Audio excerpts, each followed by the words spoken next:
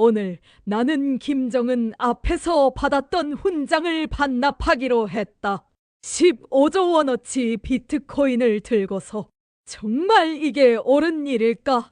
그래도 누군가는 멈춰야 한다. 내 이름은 리예순. 평양 만경대의 평범한 소녀이었다. 전국 수학 경시 만점, 논리력 1등. 그날 검은 차가 집 앞에 섰다. 리예순 동무 따라오시오. 도착한 곳은 사이버 영재학교. 지하로 내려가자 서버실이 끝없이 이어졌다. 총 대신 코드로 싸운다. 교장의 목소리가 아직도 귀에 맴돈다. 처음 맡은 임무, 남한은행의 방화벽을 넘는 일이었다. 방화벽 우회 백도어 설치 관리자 권한 탈취. 내 손가락은 무서우리만큼 빨랐다. 15살이 되던 해, 미국 암호화폐 거래소가 목표로 정해졌다. 이메일 속 긴급 보안 업데이트라는 미끼를 물게 만들고 피싱으로 지갑의 열쇠, 프라이빗 키를 뽑아냈다. 결과는 12,000개의 비트코인. 그날 나는 김정은에게서 직접 포상을 받았다. 가족은 아파트를 받았고 나는 정찰총국 1국 배지를 달았다. 내가 연 금고가 과연 누구를 살리고 누구를 죽였을까?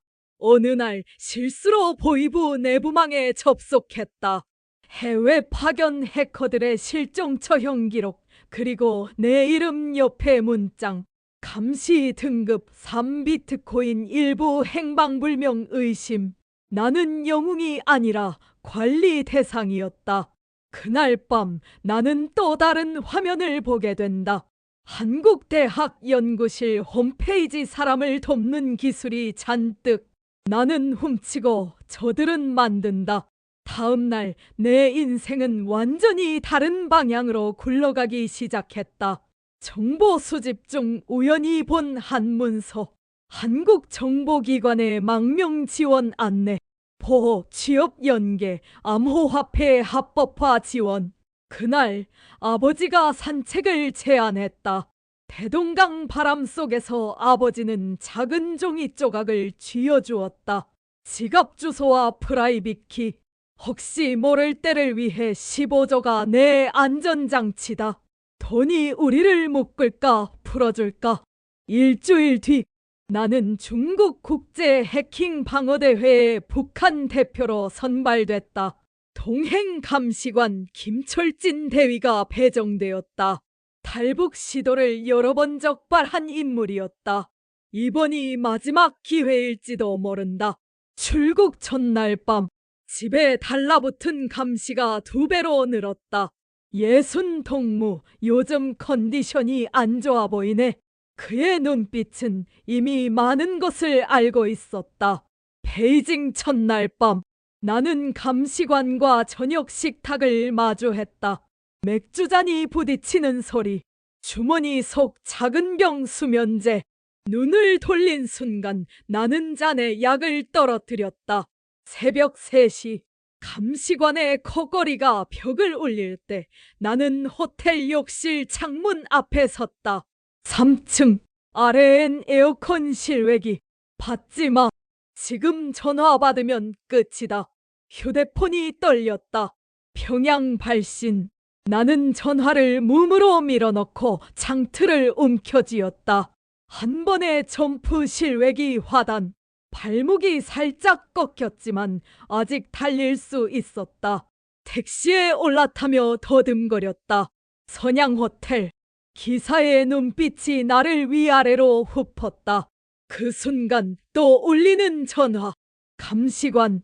나는 휴대폰을 꺼버렸다. 선양 외곽 낡은 호텔. 문이 열리자 방 안에는 부모님과 여동생이 있었다.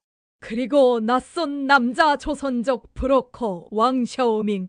곧 중국 공안에 수배령이 내려집니다. 지금부터 남하합니다. 베이징을 빠져나와 광저우로 향했다.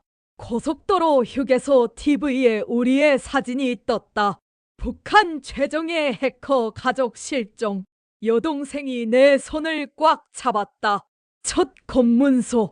경찰이 창문을 두드렸다. 신분증. 우리는 준비해둔 가짜 서류를 내밀었다. 심장이 먼저 들통나겠다.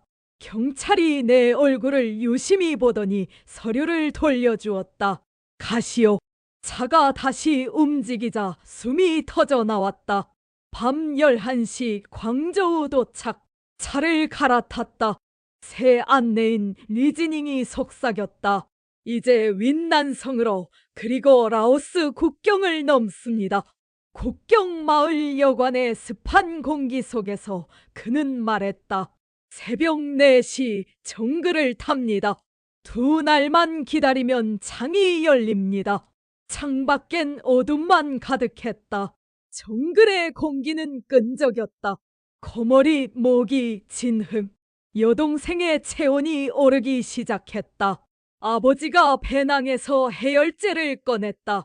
그날 밤 위성전화가 울렸다. 한국 도착 시 비트코인 합법화 절차를 도와드리겠습니다. 낯선 한국어였지만 이상하게도 따뜻했다. 죄인이 아니라 피해자라고? 믿어도 될까? 새벽 이동. 뒤에서 개짖음. 뛰어. 덤불이 살을 긁고 앞에 강이 나타났다. 폭 50m. 물살이 세다. 헤엄쳐서 건넙니다. 여동생은 수영을 못했다. 아버지가 그녀를 업었다. 그때 강 건너에서 로프가 날아왔다. 우리는 로프를 붙잡고 강을 건넜다. 누군가 무전기를 잡고 말했다. 코드명 비트코인 확보. 그 말은 우리가 살아있다는 증거였다. 태국의 비밀거점. 처음으로 따뜻한 밥을 먹었다. 임시 여권. 서울행 항공편. 공항 대기실 TV 자막이 내 얼굴을 비췄다. 북한 해커 가족 15조 원 비트코인 소지 망명. 이제 정말 끝난 걸까? 비행기 안에서 나는 소형 종이를 꺼냈다. 프라이빗 키가 적힌 종이. 한국 정부가 합법화를 약속했다. 나는 그 종이를 찢어버렸다. 창밖에 불빛이 멀어졌다. 다음 불빛은 인천이었다. 착륙과 동시에 별도의 문으로 우리를 안내한 사람이 말했다. 환영합니다. 하지만 예순 씨는 디브리핑이 필요합니다. 긴 복도가 시작되었다. 하나원 교육, 국정원 디브리핑. 나는 내가 아는 것을 모두 꺼냈다. 조직의 구조, 침투 방식, 표적 리스트. 그리고 무엇보다 그들이 왜 어떻게 비트코인을 모았는지. 북한이 전 세계 비트코인을 많이 가진 이유. 간단하다. 채굴이 아니라 해킹이다. 합법화와 세금 납부가 끝나도 우리에겐 새 삶을 살 금액이 남았다. 작은 집을 샀고 어머니는 한국 의사 시험을 준비했다. 나는 금융보안원에 합류했다. 내가 뚫던 문을 이제는 닫는 일이었다. 어느 날 경보가 울렸다. 북쪽에서 추정되는 랜섬웨어 공격. 한국은행 표적. 이건 익숙한 냄새다. 코드의 문장 보호와 주석 스타일 내 동기의 버릇이었다. 나는 방어 규칙을 재구성했고 공격은 막혔다. 하지만 메일함에 한 통의 편지가 도착한다. 보낸 이는 평양. 매일 제목 돌아오면 모두 용서하겠다. 사진 몇 장이 첨부돼 있었다. 고향에 남은 친척들. 협박이다. 흔들리면 모두가 무너진다. 며칠 뒤 또 다른 메일이 왔다. 보낸 이정우 내 후배. 누나, 어떻게 하셨어요? 그는 흔들리고 있었다. 나는 연결했다. 국경 루트, 암호화된 연락, 안전가옥. 2달 뒤 정우는 무사히 도착했다. 누나 덕분에 살았어요. 같은 기술, 다른 운명. 그 무렵 우리는 프리덤 체인을 만들었다. 탈북 과정의 사기 착취를 막는 투명 송금 시스템. 첫 달에만 50명이 안전하게 돈을 받았다. 그때 걸려온 국제전화. 미국 전역 병원 300곳이 랜섬웨어에 걸렸습니다. 도와주실 수 있습니까? 코드 일부는 나 찍었다. 일국 이 팀의 암호화 습관. 나는 기억을 더듬어 복구키를 생성했다. 72시간. 잠은 사치였다. 그리고 성공. 병동에 불이 켜지고 수술실이 다시 돌아갔다. 이 손가락 이제 사람을 살린다. 그 일 후 나는 유엔 사이버 자문이 되어 개발도상국의 방어 체계를 세웠다. 매일 밤 나는 뉴욕의 불빛을 보며 생각했다. 비트코인은 많이 남지 않았다. 대부분을 탈북민 교육인권에 썼다. 돈이 목적이었다면 나는 돌아가지 않았겠지. 서울로 돌아가 나는 결심했다. 디지털 브릿지 북한 청년들에게 정보와 기술을 건너주자. 위성 인터넷으로 뉴스 교육 자료를 보냈다. 한 통의 암호 메시지. 제로입니다. 탈출을 덮고 싶습니다. 현역 1국 해커였다. 3개월 뒤 제로는 성공적으로 넘어왔다. 그가 가져온 자료 덕에 우리는 AI 기반 공격까지 미리 막을 수 있었다.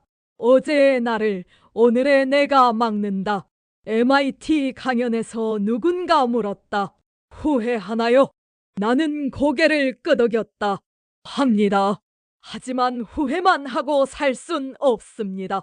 과거는 바꿀 수 없지만 미래는 만들 수 있으니까요. 해마다 우리는 탈북 기념일에 모인다.